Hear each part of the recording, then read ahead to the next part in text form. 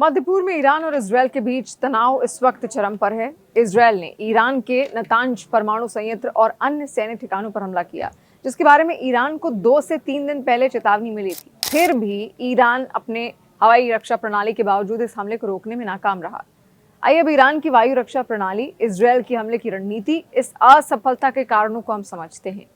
देखिए, ईरान ने अपनी हवाई रक्षा को मजबूत करने के लिए कई उन्नत प्रणालियां विकसित की हैं, जो दुश्मन के हवाई हमलों से बचाव के लिए बनाई गई।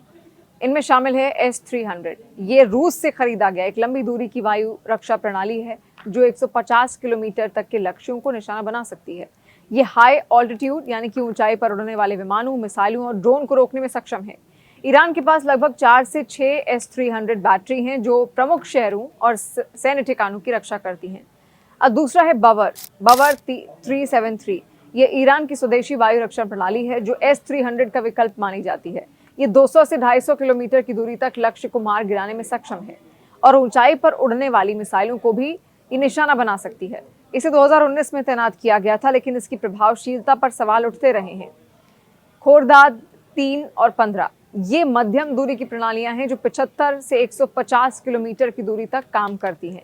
ये ड्रोन और कम ऊंचाई पर उड़ने वाले विमानों को रोकने के लिए डिजाइन की गई हैं।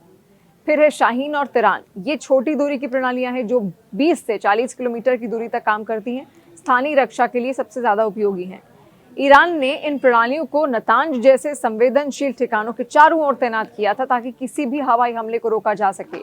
साथ ही ईरान ने अपनी रडार सिस्टम और इलेक्ट्रॉनिक जैमिंग तकनीक को भी मजबूत किया, जो दुश्मन के संचार को बाधित करने में मदद करती है। इजरायल ने ईरान पर हमला करने के लिए एक बहुत ही सोची समझी रणनीति अपनाई, जो ईरान की वायु रक्षा को चकमा दे गई और उसमें सफल भी रही। स्टेल्थ तकनीक अब क्या है, समझिए। इजरायल ने अपने F-35 लड़ाकू विमानों का इस्तेमाल किया, जो स्टेल्थ तकनीक से लैस हैं। ये विमान रडार में नहीं दिखाई देते, कम दिखाई देते हैं। इनको इंटरसेप्ट करना इतना आसान नहीं है, जिससे ईरान के रडार इन्हें आसानी से पकड़ नहीं पाए। F-35 विमानों की गति और ऊंचाई बदलने की क्षमता ने ईरान की वायु रक्षा को भ्रमित कर दिया। ड्रोन और मिसाइल का संयोजन, ये भी एक खास माना जाता है। इजरायल ने ड्रोन और क्रूज मिसाइलों का इस्तेमाल किया, जो कम ऊंचाई पर उड़ते हैं और रडार से बचते हैं। इन मिसाइलों को कई दिशाओं से एक साथ लॉन्च किया गया, जिससे ईरान की वायु प्रणाली पर दबाव बढ़ गया। इजरायल ने ईरान के रडार और संचार सिस्टम पर साइबर हमले किए, जिससे उनकी वायु रक्षा अस्थायी रूप से निष्क्रिय हो गई। इससे ईरान को पता नहीं चला कि हमला कब और कहां से हो रहा है। इजरायल ने चेतावनी देने के बावजूद हमले को अचानक और सटीक तरीके से अंजाम दिया। नतांज पर हमला सुबह के समय किया गया, जब रक्षा प्रणाली ऑपरेटर कम सतर्क होते हैं। बंकर बस्टर बमों का इस्तेमाल इसमें किया गया, जो भूमिगत सुविधाओं को नष्ट करने में सक्षम थे। खुफिया जानकारी के लिए अमेरिका और कुछ अन्य देशों के साथ मिलकर काम किया गया, जिससे इजरायल को ईरान की कमजोरियों का सटीक आकलन हो सके।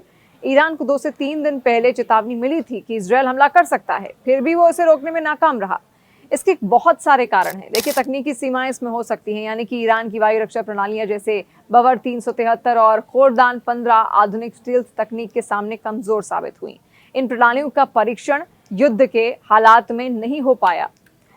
रडार सिस्टम पुराने थे और F-35 जैसे उन्नत विमानों को पकड़ने में यह असफल रहे। फिर तैयारी में देरी भी इसकी एक वजह है। चेतावनी मिलने के बावजूद ईरान ने अपनी रक्षा को पूरी तरह सक्रिय करने में सब समय बर्बाद कर दिया। सैन्य विशेषज्ञों का कहना है कि रक्षा प्रणाली को अलर्ट मोड में लाने में कम से कम 24 से 48 घंटे लगते हैं।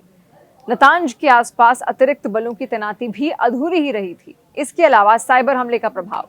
इजरायल के साइबर हमले ने ईरान के संचार और रडार को निष्क्रिय कर दिया, जिससे रक्षा प्रणाली बेकार हो गई। ईरान के पास साइबर हमलों से निपटने की पर्याप्त तकनीक ही नहीं थी। अब इसमें अनुभव की कमी भी एक कारण है।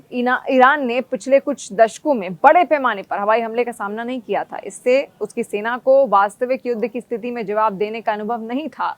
इजरायल, जो अक्सर सीरिया और गाजा में अभियान चलाता है, इस तरह के ऑपरेशन में अधिक अनुभवी है। यही कारण है कि इजरायल ईरान पर अभी तो हावी दिख रहा है, लेकिन आगे ईरान इसको किस तरीके से प्रतिक्रिया के रूप में बदलेगा, ये देखना है।